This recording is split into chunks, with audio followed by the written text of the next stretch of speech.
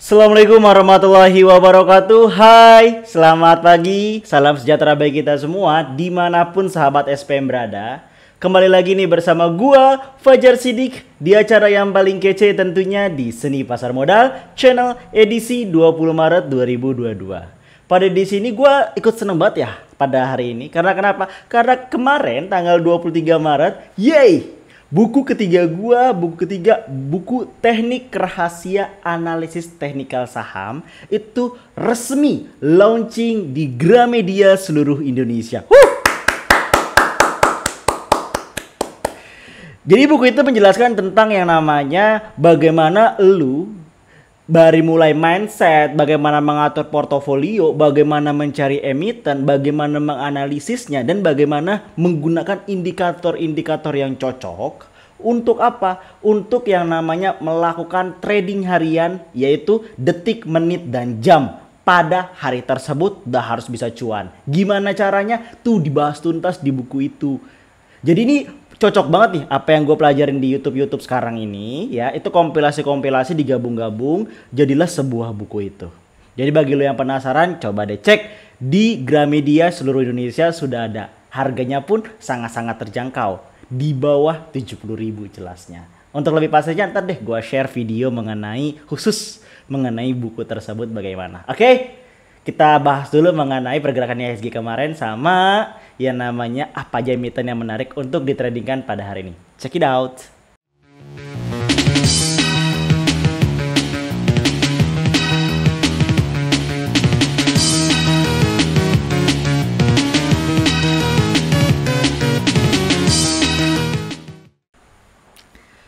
Analisis teknikal saham harian 24 Maret 2022.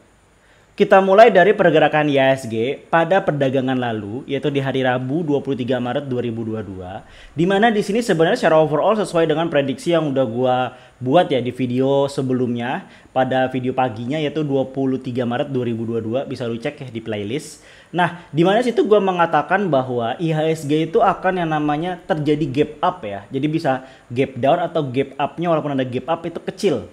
Selain itu akan sepanjang hari akan terjadi yang namanya datar tapi koreksi, dan itu benar terjadi. Lihat dia ada datarnya sideways di sini daerah datar, terus dia koreksi datar lagi kemudian. Inilah yang terjadi pada perdagangan hari ini. Walaupun pada awal-awal terbentuk yang namanya gap up. Kenapa terjadi gap up? Karena ada penambahan volume pada awal-awal sesi. Penambahan volume ini tidak terlepas dari yang namanya asing masuk ke 3 emiten besar yang menjadi backbone dari IHSG, yaitu adalah Bank BRI, lalu yang kedua adalah Telkom, dan yang ketiga adalah Astra yang kode emitennya ASI.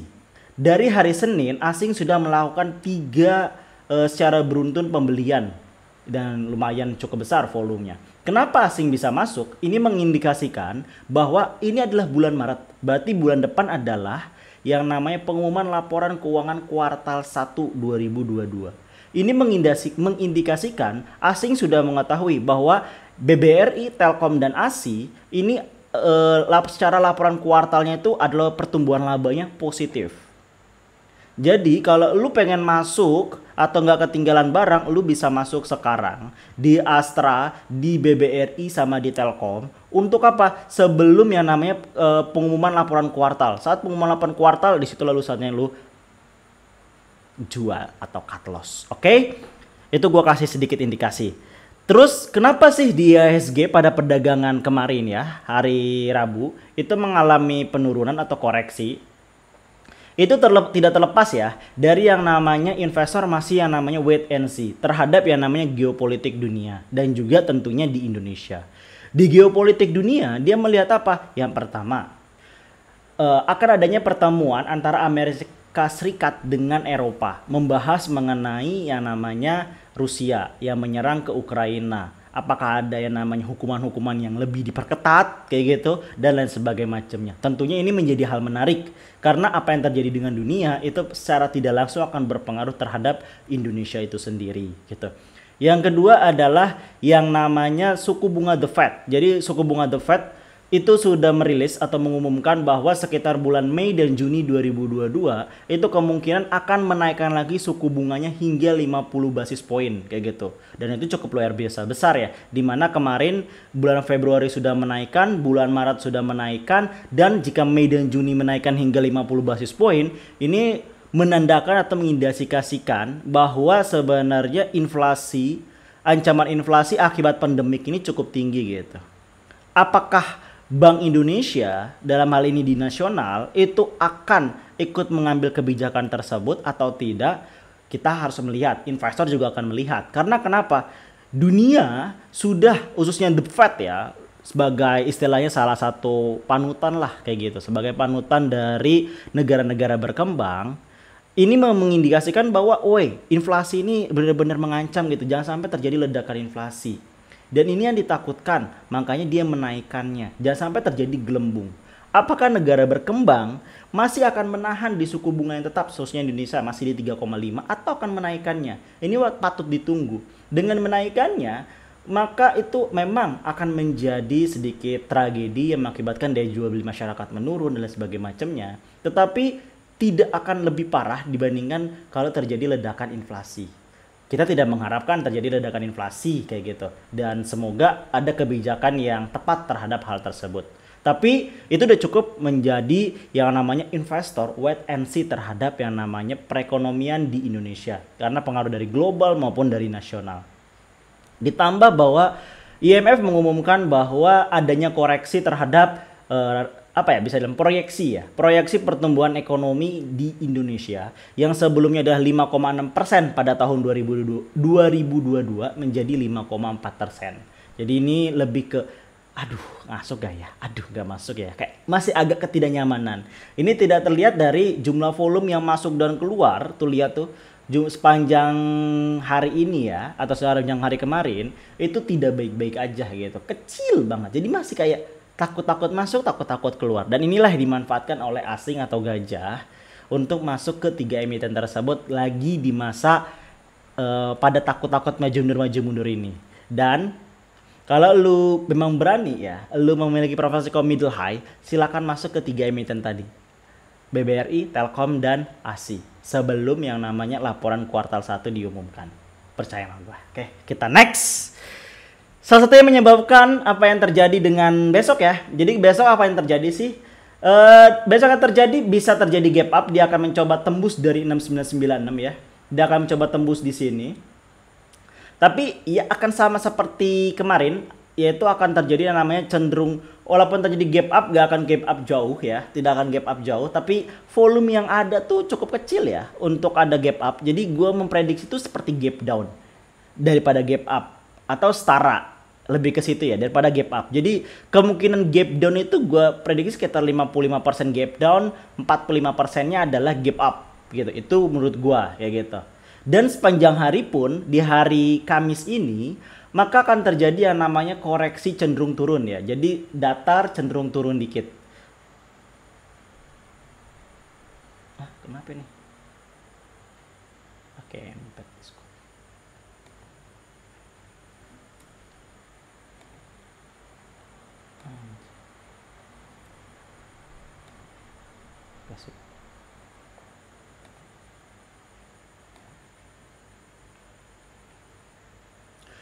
akan terjadi yang namanya cenderung koreksi tapi koreksi turun dikit kayak gitu. Dan inilah yang salah satu penyebabnya adalah yang namanya pom-pom news. Pom-pom news adalah berita yang dikeluarkan setelah bursa mengalami tutup. Itu ada berita menarik, berita dari CNBC Indonesia. Menuju endemi, sejumlah relaksasi di bursa saham dirombak. Bursa saham tengah bersiap menuju endemi. Persiapan ini tercermin dari sejumlah relaksasi terkait pandemi COVID-19 yang secara bertahap mulai dikurangi. Penyesuaian tersebut tertuang dalam surat edaran Otoritas Jasa Keuangan SEOJK 4/2022 yang menggantikan SEOJK 20/2021. Tujuan pembentukan SEOJK yaitu dalam rangka merubah kebijakan relaksasi yang ditetapkan kepada emiten dan perusahaan publik sebelum kembali ke pengaturan normal. Terkait jam perdagangan, BEI belum akan menormalisasi jam perdagangan kembali ke normal. Direktur Perdagangan dan Pengaturan anggota Bursa BEI, Laksono Wedidodo, mengatakan kalau normalisasi menunggu pandemi dinyatakan selesai. Normalisasi masih menunggu pandemi dinyatakan selesai dan masa economic recovery dan stabilisasi berjalan dengan baik. Jelas Laksono kepada media Rabu 23/3/2022. Dan ini sebelah sampingnya adalah jenis relaksasi. Ini jenis relaksasi. Lalu ini relaksasi yang diberikan. Dan inilah relaksasi baru. Baik dari perpanjangan jangka waktu berlakunya laporan, dan lain sebagainya macamnya. Hingga yang namanya adalah jam buka dan jam tutup dari bursa, dimana normalnya itu buka dan tutup adalah jam 9 sampai 16.00, tapi sekarang jam 9 sampai 15.00. Itu adalah bentuk relaksasi yang dibuat oleh bursa ataupun OJK perihal yang namanya perdagangan bursa di zaman pandemik. Bursa sudah menyiapkan yang namanya menuju endemik. Beberapa waktu lalu gue udah ngebuat video mengenai bahwa Indonesia lagi bersiap menuju endemik kayak gitu. Lagi bersiap menuju endemik. Sudah beberapa pejabat ya sudah melakukan survei ke beberapa negara yang endemik, harus seperti apa dan seperti apa. Artinya udah menuju ke sana. Mungkin persiapannya udah sekitar 2-30% kayak gitu menuju ke yang namanya endemik. Dan ini sesungguhnya sambutan baik untuk yang namanya adalah industri, segala macam jenis industri maupun dari pekerja itu sendiri, karena itu akan meningkatkan daya jual beli masyarakat dan lain sebagainya macamnya. Tetapi tentunya ini akan menjadi salah satu kekhawatiran untuk si gajah ataupun si bandar ataupun smart money. Karena kenapa? Karena di saat pandemik seperti inilah mereka bisa meraih keuntungan sebanyak-banyaknya, bisa membuat ababilitas pada saham-saham blue chip. Dengan selesainya pandemik berubah jadi endemik, berarti keuntungannya tidak bisa sebanyak-banyaknya seperti pada saat pandemik. Jadi ini akan kembali ke normal dan kembali secara bertahap kayak gitu. Kita tunggu saja kabar baiknya, dan gue berharap akan segera untuk menjadi endemik. Kalau menurut perkiraan daripada analis sekitar September 2022 ataupun di tahun depan 2023. Kita berdoa bersama. Amin. Selanjutnya adalah emiten-emiten yang diperjualbelikan tentunya pada perdagangan hari ini. Di sini gue pakai dua indikator, yaitu adalah Bollinger Band, indikator Bollinger Band dan indikator CRSI atau Cannes Relative Strength Index. Cara bacanya mudah banget sebenarnya, lu baca aja atau nonton video-video sebelumnya. Di mana di sini dia menandakan yang namanya support dan resisten yang bersifat fleksibel membentuk candle. Cara belinya sangat mudah. Belilah pada saat area support atau yang disebut buy on weakness, dan jualah pada saat area resisten yang disebut sell on strength. Sederhana itu. Dan juga karena Relative Strength Index itu melihat psychology market. Di sini terbagi menjadi 3 wilayah. Ini utara, ini tengah, ini selatan. Saat garis biru ini menuju ke utara, artinya beritanya positif atau isu positif. Tapi kalau menuju ke selatan, berarti isunya negatif. Hanya sederhana itu. Lalu bagaimana dengan emiten ITMA? ITMA adalah salah satu emiten gorengan ya, dengan kolesterol tingkat tinggi. Bisa dilihat di sini, dia baru ngebentuk yang namanya tuh kenaikan yang luar biasa besar pada perdagangan kemarin, di mana dia mengalami kenaikan hingga 20% lebih kayak gitu, 20% lebih. Dan lu bisa manfaatin karena hari ini pun dia akan menaikkan kenaikan di atas 15% pada hari ini. Tetapi kita akan mengambil 15% itu karena very risky. Kita akan mengambil yang sekitar 5%, 3% jadilah. Itulah prinsip dari trading harian. Jadi lu bisa beli di 620 sampai 635. Lalu cut loss di 595 dan jual di 640 sampai 655. Yang kedua adalah Alka. Alka pun sama. Di sini berada di daerah resisten memang, tapi di sini lihat membentuk nganga. Artinya di sini strong trend untuk dari sebuah tren, yaitu uptrend dan downtrend. Dalam hal ini adalah membentuk tren naik. Dan di sini karena Relative Strength Index berada di titik jenuh nih. Dia berada di titik jenuh nih, bentar lagi. Jadi di sini makanya lu nggak bakal lebar-lebar untuk dari Alka. Jadi Alka bisa pada awal-awal sesi itu akan mengalami koreksi dulu sebelum dia akan naik pada sampai 930. Hanya sedikit itu. Jadi lu bisa manfaatin ya. Jadi ini benar-benar saham gorengan juga. Jadi very high risk. Jadi lu harus manfaatin untuk beli dan jual dengan metode copetomologi. Dengan beli di 328 sampai 330, cut loss di 314, jual di 332 sampai 342. Yang ketiga adalah emiten Inco. Ini salah satu blue chip. Dia masih menandakan tren naik. Lihat dari seminggu yang lalu atau beberapa hari lalu dia masih mengarah naik dan akan mengarah naik ke sini.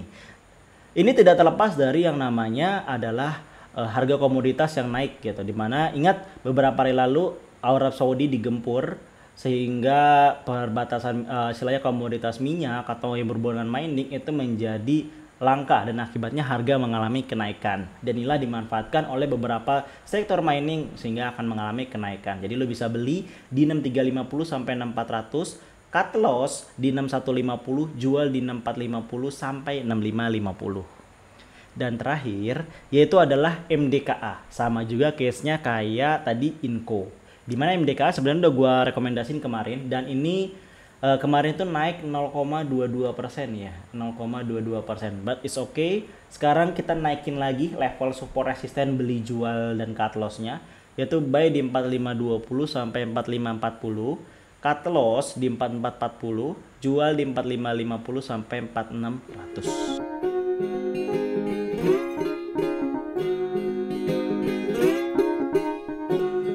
Kurang lebih itu yang bisa gua sampaikan pada perdagangan hari ini. Silahkan digunakan dengan baik dan jangan lupa mampir ke Gramedia. Di situ carilah di buku manajemen dan ekonomi, dan selamat membaca. Gua Fajar Siddiq pamit. Bye bye.